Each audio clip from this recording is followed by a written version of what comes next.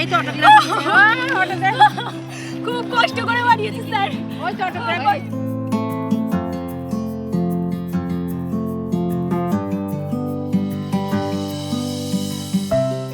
পাঁচিল টপকে লাভ লাভ। ভয় লাগনি যে পাঁচিল টপকে যে পড়ে? আমার সব ভয় চলে গেছে। দেবদা মাই লাভ, দেবদা মাই লাভ।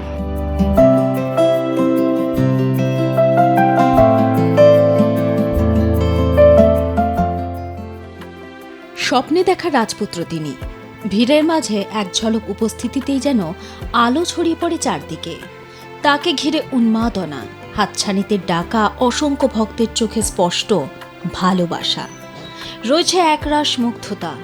পর্দার নায়ক যেন বাস্তবের মাটিতেও একই রকম আকর্ষণের কেন্দ্র, যেখানে তাকে একবার দেখাই অনেকের কাছে স্বপ্ন পূরণের সমান। টাকির মাটিতে পা রাখতেই যেন আলাদা এক উন্মাদনা। তারকা, সাংসদ আর ভক্তদের হৃদয় স্পন্দন একসঙ্গে মিলিয়ে তৈরি হয় এক বিশেষ মুহূর্ত। এদিনে জনতার ভিড়ের কেন্দ্রে ছিলেন তারকা এই সাংসদ। এক ঝলক দেখার আশায় উচ্ছ্বাসে ফেটে পড়ছে চারপাশ। রাজনীতির মঞ্চে উপস্থিত থাকলেও তারকা দেবের প্রতি ভক্তদের টান যেন সেই মুহূর্তে সবকিছুকে ছাপিয়ে গিয়েছিল। উত্তর ২৪ পরগনার টাকি রাজনৈতিক কর্মসূচির ভিড়, মাইকের শব্দ, উচ্ছ্বাসে টকবক করছে মাঠ। কিন্তু সেই ভিড়ের মাঝে জন্ম নিল এক অন্য গল্প, স্বপ্ন, সাহস আর আবেগের গল্প। কেন্দ্রবিন্দুতে এক কিশোরী আর তার বহুদিনের প্রিয় মানুষ দেব তথা দীপক অধিকারী।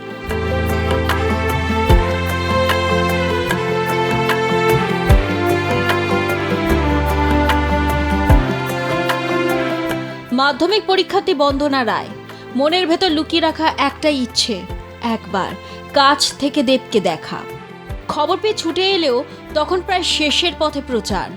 গাড়িতে উঠছে দেব, আর ঠিক তখনই বুকের ভেতর জমে থাকা স্বপ্ন যেন আর আটকে রাখা যায় না বন্দনার।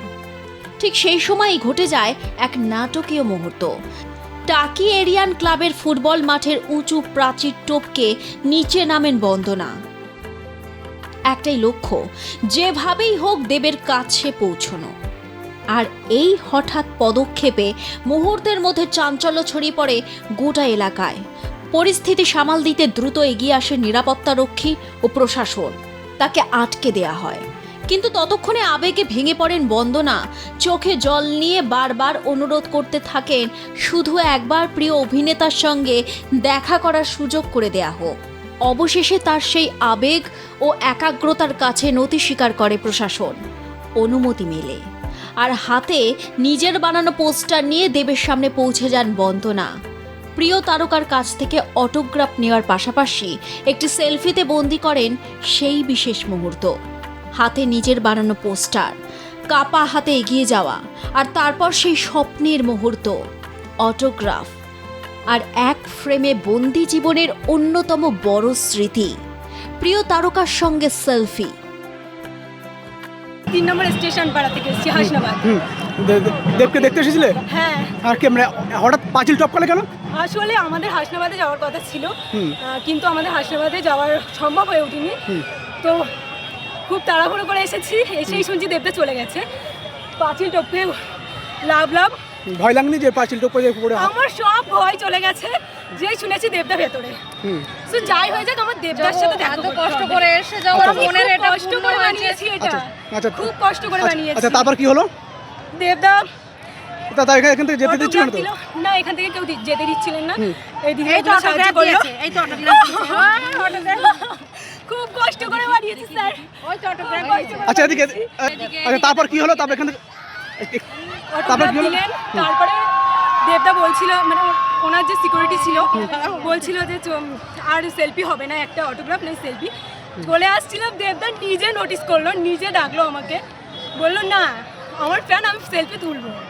তো দেবদা নিজে আমার সাথে সেলফি তুললেন, অ্যান্ড দুটো সেলফি তুললো। তারপরে দেবদা চলে আসছিলাম, নিজে হাত বাড়ালো, হ্যান্ডশেক করলো। ভালো লাগলো? দেবদা মাই লাভ, দেবদা মাই লাভ। ছোটবেলার বেলার ক্রাশ। আচ্ছা, এটা এই যে সিগনেচার করলো, দিল, এটা কি রেখে দেবে? অবশ্যই যত্ন করে রাখবো। খুব যত্ন করে রাখবো। টাকির এই ঘটনা শুধু রাজনৈতিক কর্মসূচির অংশ হয়ে থাকেনি, এটা হয়ে উঠেছে এক তরুণীর অদম্য ইচ্ছে আর ভালোবাসার গল্প।